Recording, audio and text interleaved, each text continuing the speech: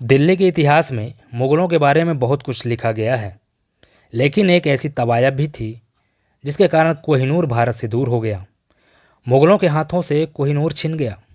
उस तवायफ का नाम नूरबाई था। जैसा नाम वैसी शक्ल। नूरबाई अपनी बेपनाह खूबसूरती और अदाओं के कारण रईस और ताकतवर के बीच खास पहुंच रखती थी। यही वजह थी कि साल दर साल उसका रुतबा बढ़ता गया। पुरानी दिल्ली की हवेली में नूर के चर्चे मुगल बादशाह नसीरुद्दीन मोहम्मद शाह तक पहुंचा। शराब और शबाब में डूबा रहने वाला बादशाह भी नूरबाई का कद्रदान हो गया। धीरे धीरे नूरबाई की पहुंच सीधे बादशाह तक होने लगी। यह वो दौर था जब मुगलों की ताकत, रुतबा और खजाना तेजी से घट रहा था। नादिर शाह इसका पूरा फायदा उठाने को तैयार था। दिल्ली में जब नूरबाई की चर्चा शुरू होती थी तो आसानी से नहीं थमती थी।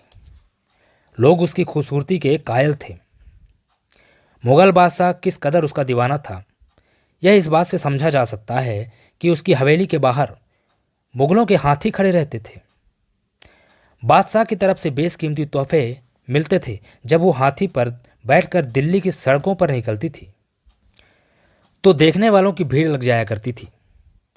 समय के साथ नूर और मुगल बादशाह मोहम्मद शाह रंगीला के बीच करीबी बढ़ती जा रही थी।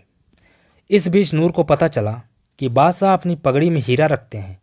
यह सुनते ही नूर के मन में लालच पनपने लगा और उसकी नीयत बदल गई।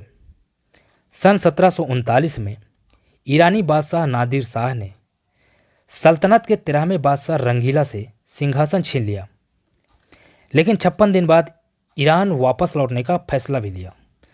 इस दौरान नादिर ने बादशाह के खजाने को लूट लिया और हर वो चीज़ अपने पास रख ली जो उसे पसंद आई, और अंत में ईरान निकलते वक्त हिंदुस्तान की कमान वापस मोहम्मद शाह को सौंपने की बात कही। दरबार में मजमा लग गया और यहाँ पर कुछ ऐसा हुआ जो सिर्फ कुछ लोग ही समझ पाए। नादिर शाह ने कमान वापस देने और शांति समझौते के नाम पर बादशाह को बुलाया। नादिर ने चालाकी दिखाई और रिवाज का हवाला देते हुए पगड़ी बदलने की बात कही। बादशाह के पास नादिर को ना कहने का कोई विकल्प नहीं था, क्योंकि उसे बड़ी आसानी से खोई हुई सत्ता वापस मिल रही थी। इसलिए उसने पगड़ी बदलने की बात पर मुंह बंद रखा। इस धोखे की पटकथा लिखी थी नूरबाई ने। कई इतिहासकारों का मानना है कि नूर बादशाह को पसंद नहीं करती थी, इसलिए उसने हीरे को ताकतवर नादिर को दिलाकर उसकी नज़र में उसका करीबी बनने की कोशिश की। नूरबाई ने ही नादिर को बताया था कि दुनिया का सबसे नायाब हीरा बादशाह की पगड़ी में है।